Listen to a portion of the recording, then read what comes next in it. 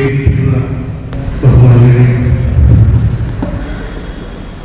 സുഹൃത്തുക്കളെ, ഞാൻ ഈ പുസ്തകം ആധികാരികമായി വായിച്ചിട്ടില്ല.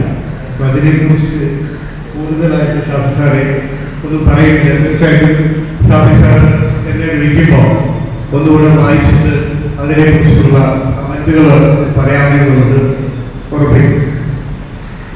എന്തായാലും പ്രവാചക വൈദ്യത്തിനെ കുറിച്ച് സംസാരിക്കുന്നത് ഷാഫി സാറെ, ഞാൻ ഒരു കാര്യം അഷ്വർ ചെയ്യും.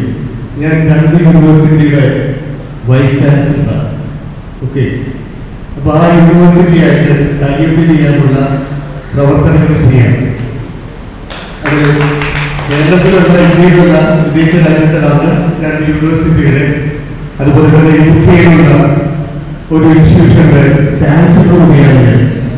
അപ്പോൾ തീർച്ചയായും പ്രവാചക വൈദ്യമായിട്ട് എന്തൊക്കെ ബന്ധപ്പെട്ടിട്ട് നമുക്ക് ചെയ്യാമെന്ന് അതിനോട് ഒരു പ്രോമിസ് ചെയ്തു. നമുക്ക് തുടർച്ചയായിട്ട് ബന്ധപ്പെട്ടുകൊണ്ട് ചെയ്യാം.